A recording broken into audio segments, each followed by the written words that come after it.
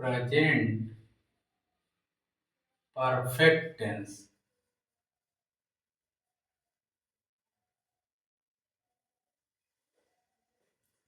पहचान। Present perfect tense की पहचान क्या होती है उसे देखेंगे। जिस हिंदी वाक्य रचना के अंत में चुका है, चुकी है, चुके हैं इत्यादि में से कोई एक शब्द आ जाए उसे हम प्रेजेंट परफेक्ट टेंस कहते हैं। एग्जाम्पल के तौर पर वह किताब पढ़ चुका है, वह किताब पढ़ चुका है। इस वाक्य के अंत में क्या आया? चुका है, इसलिए हम कहेंगे कि यह प्रेजेंट परफेक्ट टेंस है।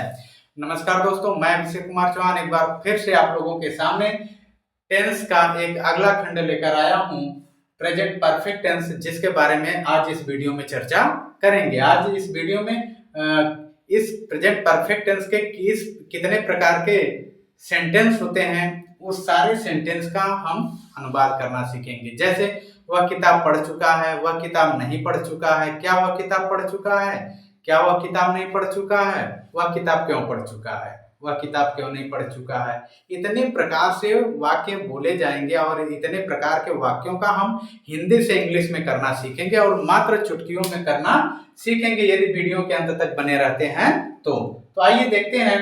जैसा कि प्रेजेंट परफेक्ट टेंस की पहचान है, जिस हिंदी वाक्य रचना के अंत में चुका है, चुकी है, चुके हैं इत्यादि में से कोई एक शब्द आ जाए उसे हम प्रेजेंट परफेक्ट टेंस कहते हैं।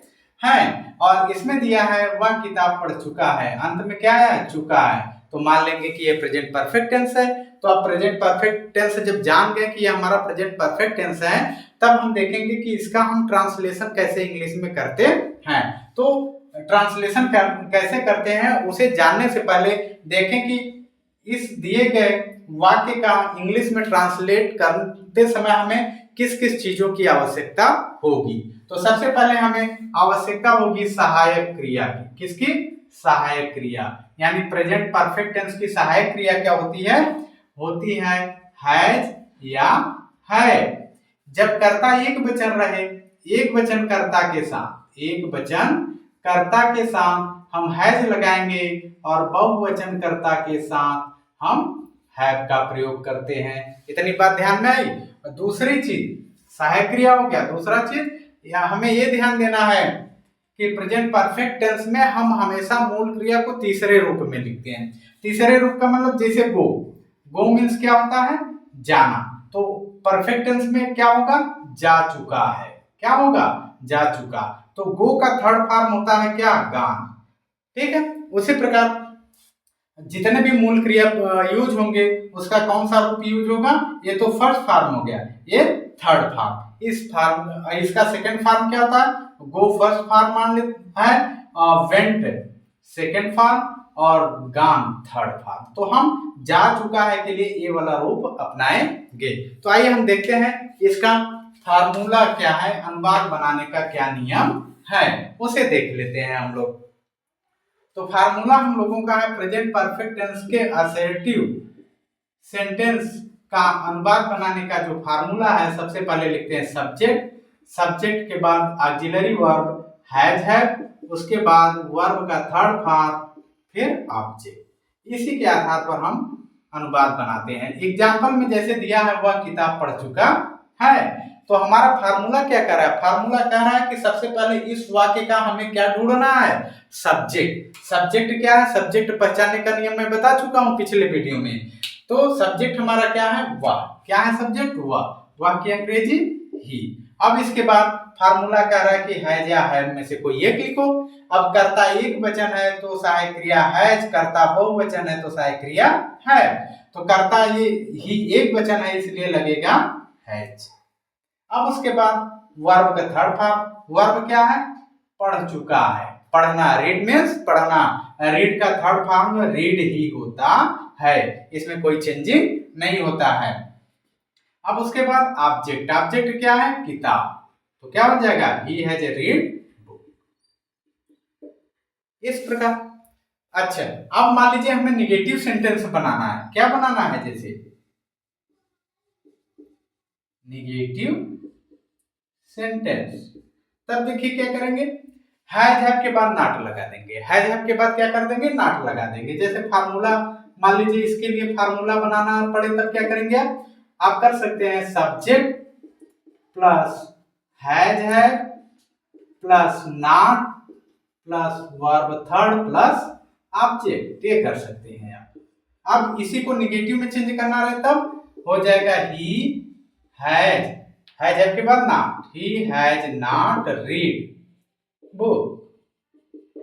इस प्रकार से आप कर सकते हैं। असर्टिव सेंटेंस बताया गया है, अफर्मेटिव नेगेटिव दो टाइप के होते हैं असर्टिव सेंटेंस, तो आप इस प्रकार से कर सकते हैं। तो आइए हम देखते हैं कि प्रेजेंट परफेक्ट टेंस के इंट्रोगेटिव सेंटेंस को हम कैसे करेंगे।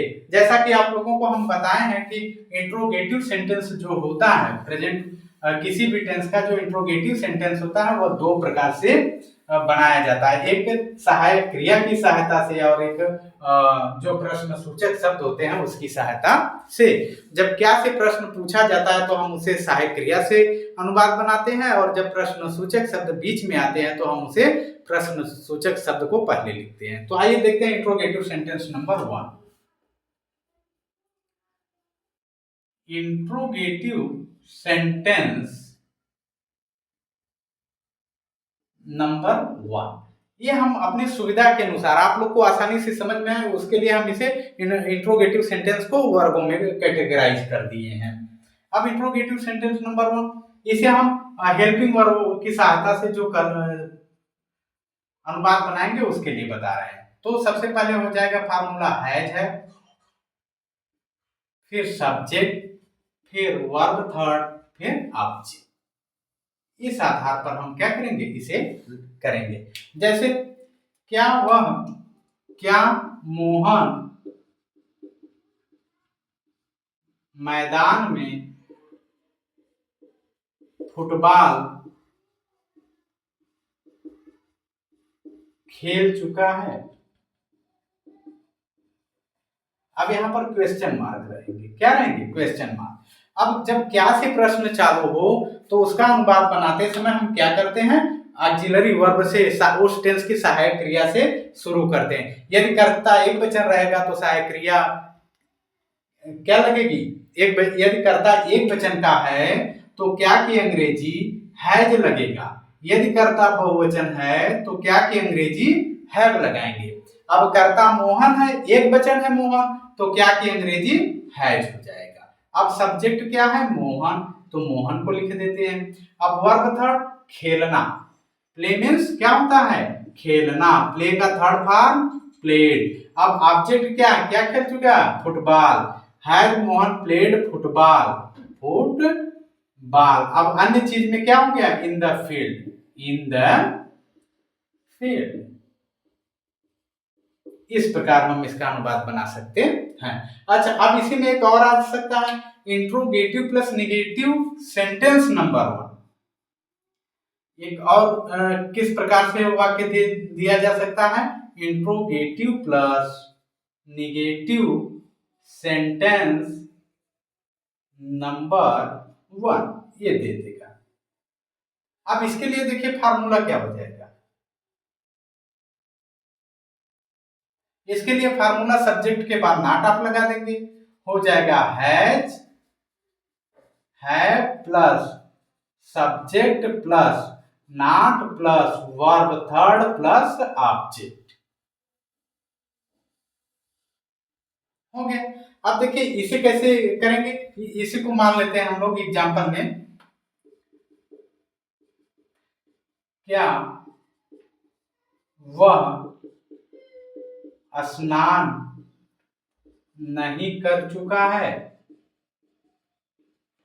तो कर्ता एक वचन रहेगा तो क्या क्या अंग्रेजी सेम वैसे ही रहेगा, क्यों नॉट लग जाएगा, हैज ही नॉट बेथड, बस हो गया। इस प्रकार से हम इसे आसानी से कर सकते हैं। अब आइए देखते हैं इंट्रोगेटिव सेंटेंस नंबर 2 क्या होता है।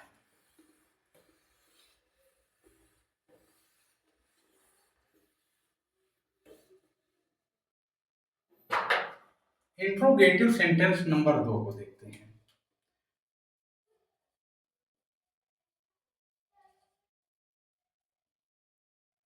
Interrogative sentence number 2। इसे देखते हैं।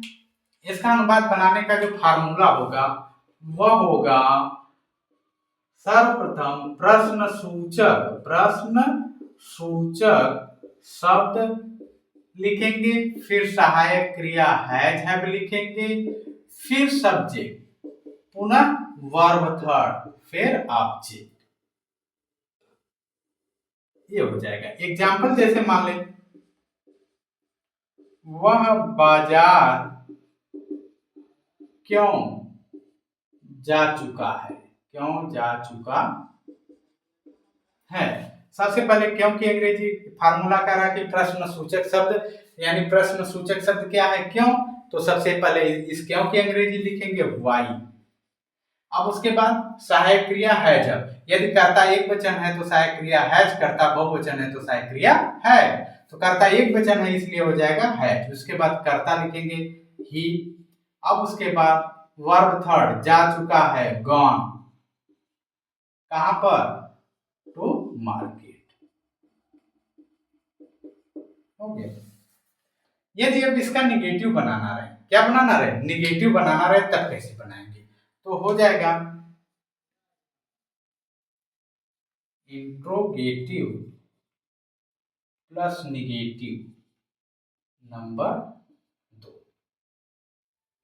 अब इसका फार्मूला देखिए,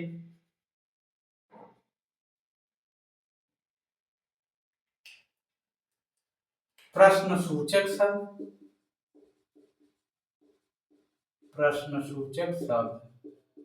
प्लस